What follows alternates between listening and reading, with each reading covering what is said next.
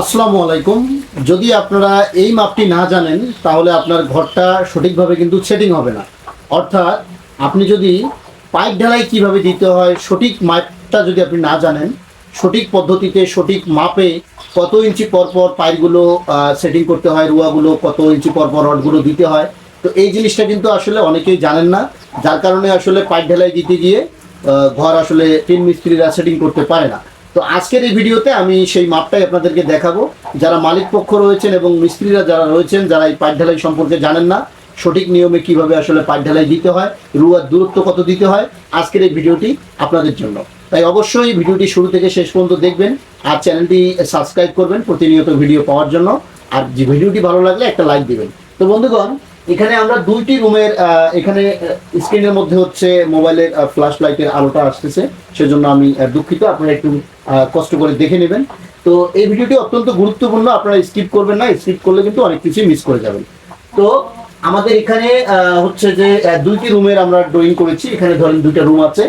তো এই রুমে আপনারা পাইপ জিনিসটা কি সেটা তো নিশ্চয়ই জানেন। ধরেন হচ্ছে যে এটা আমাদের হচ্ছে ঘর, এটা হচ্ছে ঘরের কিন্তু কাঠগুলো এইভাবে দেওয়া থাকে। হ্যাঁ, ধরেন এটা হচ্ছে ওয়াল, এটা ওয়াল। তো এইভাবে কিন্তু আসলে কাঠামো, ঘরের কাঠামো কিন্তু এইভাবে থাকে। তো এই যে কাঠামো, এখানে কিন্তু আগে হচ্ছে কাঠের পাইপ ব্যবহার করা হতো, কিন্তু বর্তমানে আমরা কিন্তু কাঠের পাইপ ব্যবহার করি না। কেননা এই কাঠের পাইপগুলো কিন্তু নষ্ট হয়ে যায় খুব দ্রুত, ঘুণে ধরে, অনেক সময় এটা নষ্ট হয়ে যায় বেশিরভাগ ক্ষেত্রেই। এখন আমরা এই জন্য এইটি গাঁথনি করে তার উপরে হচ্ছে 3 ইঞ্চি বাই 3 ইঞ্চি থিকনেসের একটা ঢালাই দিয়ে দিই। ওই ঢালাইয়ের উপরেই হচ্ছে রডগুলো এভাবে দাঁড় করে দিই। যদি এখানে ধরেন আপনার রুয়াটা পড়বে, এটা কিন্তু আমরা হচ্ছে রুয়া, এটাকে বলবো রুয়া। এটার উপরেই কিন্তু হচ্ছে টিন সেটিং হবে। তো এটা রুয়া, এই রুয়ার মধ্যে কিন্তু এখানে আমরা একটা এই ঢালাইয়ের মধ্যে একটা ইয়ে দিয়ে দিব, রড দিয়ে দিব। রডটা হচ্ছে 1 ফিট থিকনেসের হাইটের একটা রড। তো এই রডটা থেকে কিন্তু এই রুয়াটাকে পেঁচানো হবে। এই রডটা দিয়ে এই রুয়াটাকে পেঁচানোর পরেই কিন্তু ঘরটার কাঠামো দাঁড় হবে, কাঠামো তৈরি হবে, তার উপরেই টিন লাগানো হবে। তো এখন কতটুকু মাপ পরপর দিব আমরা, সেই জিনিসটা আমি আপনাদের মধ্যে সুন্দরভাবে সহজভাবে উপস্থাপন করার চেষ্টা করব। অবশ্যই ভিডিওটি ভালো লাগলে শেয়ার করে দিবেন আর একটা লাইক করবেন আর আপনার মতামত কমেন্ট করে জানাবেন। তো বন্ধুগণ, আমরা পরিচিতি পর্বটা কিন্তু শেষ করে ফেললাম। এটা হচ্ছে রুয়া এবং এটা হচ্ছে আমাদের পাইপ। তো আমরা ধরেন এখানে দুইটা রুম আছে, এখন আমরা কত ইঞ্চি পরপর দিব, কিভাবে দিব, তো সেই জিনিসটা আমি বলবো এখন। এটা হচ্ছে আমাদের কোণা, এটা হচ্ছে বিল্ডিং এর কোণা। এখানে একটা রড তো দিবেনই, এবং এখানে একটা রড দিবেন, এবং এখানে একটা রড দিবেন, আর হচ্ছে এখানে একটা রড দিবেন। 4 কোণা 4টা রড আপনারা দিয়ে দিলেন। এটা কিন্তু হচ্ছে সোজাসুজি ঘরের ক্ষেত্রে। আর এখান থেকে ঠিক এই যে এই কোণায় যে আপনি দিলেন, এখান থেকে এইখান পর্যন্ত 51 ইঞ্চিতে একটা রড দিবেন। অর্থাৎ 4 ফিট 3 ইঞ্চি, 4 ফিট 4.25 ফিটের পর 51 ইঞ্চিতে আপনারা এখানে একটা রড দিবেন। এটা কিন্তু মাস্ট, এটাকে বলা হয় চকের রুয়া। এই রুয়াটাকে কল করা হয় চকের রুয়া। এই চকের রুয়াটা আপনারা হচ্ছে 51 ইঞ্চিতে দিবেন। দেওয়ার পরে এই যে গ্যাপটা এখানে থাকলো, এই গ্যাপটা এই কোণা থেকে ঠিক আবার এখানে 20 থেকে 21 ইঞ্চির মধ্যে আরেকটা রড দিবেন।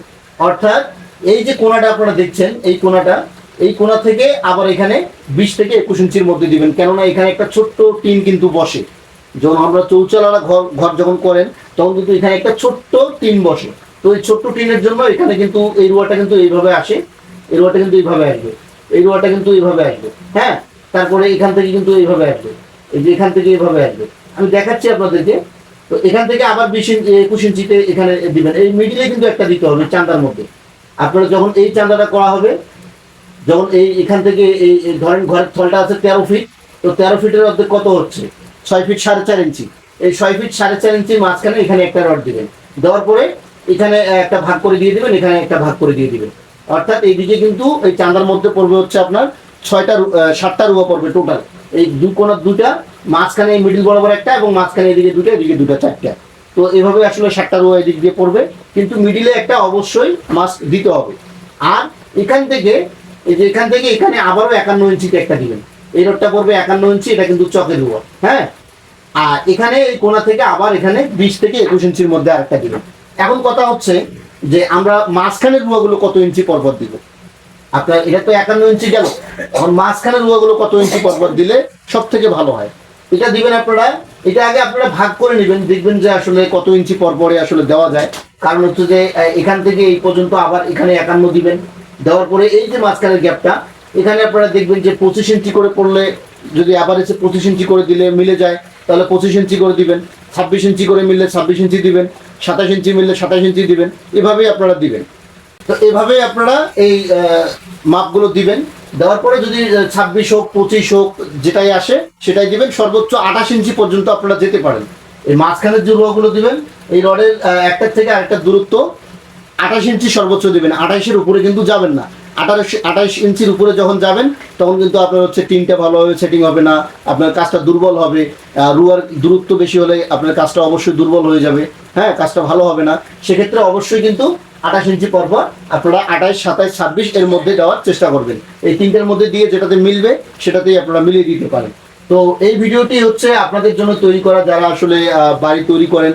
টিন মিস্ত্রিরা আসলে এই ক্লেমটা সব জায়গাতেই আসে যে মিস্ত্রিরা কিন্তু হচ্ছে আপনার এই পাইপ ঢালাইয়ের যে নিয়মটা সঠিকভাবে কিন্তু আসলে দিতে পারে না। এখানে আরেকটা জিনিস আপনাদেরকে বলে রাখি, সেটা হচ্ছে যে পাইপ যদি আপনার রুম 12 ফিটের হয়, সেক্ষেত্রে যদি রুমের দৈর্ঘ্য 12 থেকে 13 ফিট হয়, সেক্ষেত্রে আপনারা 2টা করে ধর্না দিবেন। এখানে একটা ধর্না রড দিবেন, এখানে একটা ধর্না রড দিবেন, এখানে একটা ধর্না রড দিবেন, এখানে একটা ধর্না রড দিবেন এক্সট্রা। হ্যাঁ, ধর্না কি জিনিস আমি ধরে নিচ্ছি যে আপনারা জানেন। তো ধর্না আপনারা হচ্ছে এদিক দিয়ে লম্বায় থাকে ঘরে টানার জন্য, এটা এর উপরে ছাদ দেওয়ার জন্য ধর্না কিন্তু দিতে হয়। তো ওই ধর্নাগুলো আপনারা রুমের সাইজ যদি 13 ফিট পর্যন্ত হয়, 13 ফিট 13.5 ফিট, সেক্ষেত্রে আপনার 2টা ধর্না দিলেই হয়ে যাবে।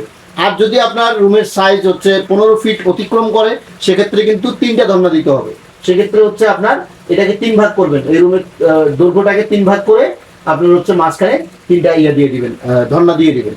তো এইভাবে যদি আপনারা করেন, ইনশাল্লাহ আপনার ঘরটা খুব ভালোভাবে সেটিং হবে এবং আপনার ঘর খুব সুন্দরভাবে দেখা যাবে, আর ঘরের কাজটাও আপনার মজবুত হবে। তো আজকের এই ভিডিওটি কেমন লাগলো অবশ্যই কমেন্ট করে জানাবেন। আর আপনাদেরকে বলে রাখি, যারা বিল্ডিংয়ের design, drawing, floor plan, structural design, architecture design, 2D floor plan, 3D design যারা আপনারা করতে চান, ইট বালি রড সিমেন্টের হিসাব সহ বিল্ডিংয়ের ডিজাইন, ড্রয়িং সহ ইচ অ্যান্ড এভরিথিং যারা আসলে আমাদের এই কাছ থেকে নিতে চান, স্ক্রিনে যে নাম্বারে যোগাযোগ করবেন। হোয়াটসঅ্যাপ, ইমো আছে। যারা আপনারা সত্যিকার অর্থেই খুবই সিরিয়াস আমাদের কাছ থেকে ডিজাইন ড্রয়িং করে নিতে চান, অবশ্যই স্ক্রিনে যে নাম্বারে যোগাযোগ করবেন।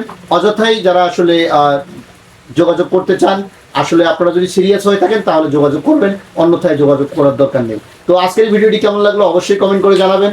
আর ভিডিওটি ভালো লাগলে বন্ধুদের মধ্যে শেয়ার করে দিবেন, সেই সঙ্গে একটা লাইক দিবেন। আর প্রতিনিয়ত ভিডিও পাওয়ার জন্য আমাদের এই চ্যানেলে অবশ্যই চ্যানেলটি সাবস্ক্রাইব করবেন। তো আজকের মতো বিদায় নিচ্ছি, ভালো থাকবেন, ধন্যবাদ, আসসালামু আলাইকুম।